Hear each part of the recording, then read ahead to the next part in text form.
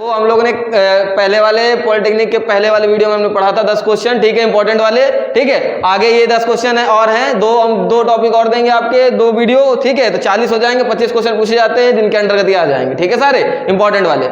अच्छा, पहला क्वेश्चन क्या है हमारा कि सूर्य के प्रकाश की ऊर्जा पृथ्वी तक पहुंचती है। तो हमने पढ़ा है सूर्य एक प्रकार की विकिरण ऊर्जा है जो पृथ्वी तक पहुंचती है। तो इसमें हमने देखा क्या लिखा है, चालन के द्वारा पहुंचती है, संवहन की विकिरण। तो हमने पढ़ा है किसके द्वारा पहुंचती है बेटा, विकिरण के द्वारा। तो पहला आंसर क्या होगा, विकिरण के द्वारा पहुंचती है। निम्नलिखित, अगला क्वेश्चन है, निम्नलिखित में से प्रकाश की किस रंग की तरंगदैर्घ्य सबसे अधिक होती है। तो सबसे ज्यादा दूर तक कौन सा रंग दिखाई देता है बेटा, लाल रंग, इसलिए सबसे ज्यादा तरंगदैर्घ्य किसकी बड़ी होती है, लाल रंग की तरंगदैर्घ्य क्या होती है, सबसे बड़ी, इसलिए लाल रंग का निशान हमें खतरे के लिए या हर चीज सिग्नल के लिए क्यों रखा गया, ताकि दूर से क्या हो, दिखाई दे हमको, ठीक। आगे तीसरा है, प्रकाश की एक किरण जल पर लंबवत गिरती है। मान लिया ये है हमारा, ये अभिलंब और ये जल है, इस पर प्रकाश किरण लंबवत गिरती है। ये आपतन कोण बनाता है, ये अपवर्तन कोण बनाता है। अगर लंबवत गिर रही है तो अपवर्तन कोण कितने अंश का बन रहा है, दिख रहा है हमें, बन ही नहीं रहा है, कितने, 0 अंश का है। आंसर में क्या होगा बेटा, 0 अंश हमारा।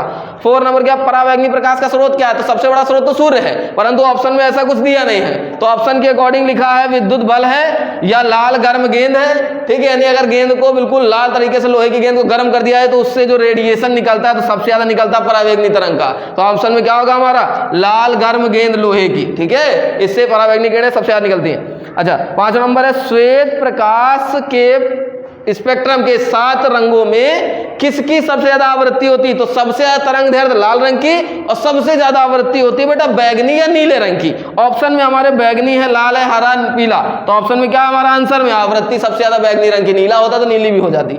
अगला क्वेश्चन है हमारा 6 नंबर क्या है कि वायु के सापेक्ष जल तथा कांच के अपवर्तनांक 4/3 है।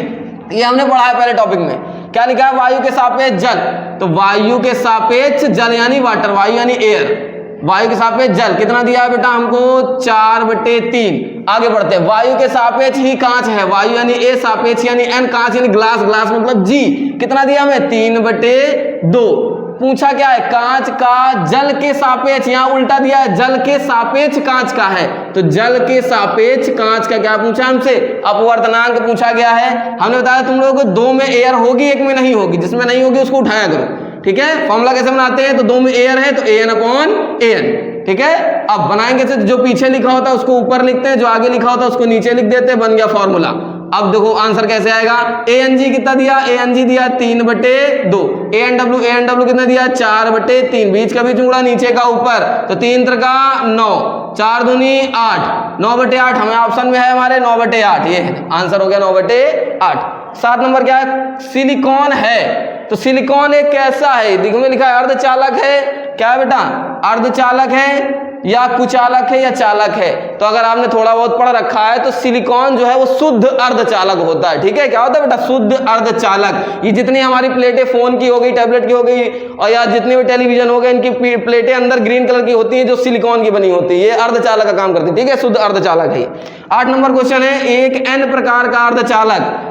तो ऑप्शन में ऋणावेशित या उदासीन है हमारा या धनावेशित। तो N प्रकार का अर्धचालक कैसा है, तो होता उदासीन है। कैसा होता है बेटा, उदासीन। इसी में एक क्वेश्चन और पूछा जाता है कि N प्रकार का जो अर्धचालक है इसमें आवेश वाहक कौन होते हैं, तो इलेक्ट्रॉन होते हैं। या सबसे अधिक इसमें पाया क्या जाता है, इलेक्ट्रॉन या प्रोटॉन। तो सबसे ज्यादा अधिक क्या पाए जाते हैं बेटा, इलेक्ट्रॉन पाए जाते हैं। कब, जब ये पूछा जाए आवेश वाहक का, इसमें आवेश को चलाने का काम कौन करते हैं, तो कौन करते हैं, इलेक्ट्रॉन। उस समय ये होगा ऑप्शन।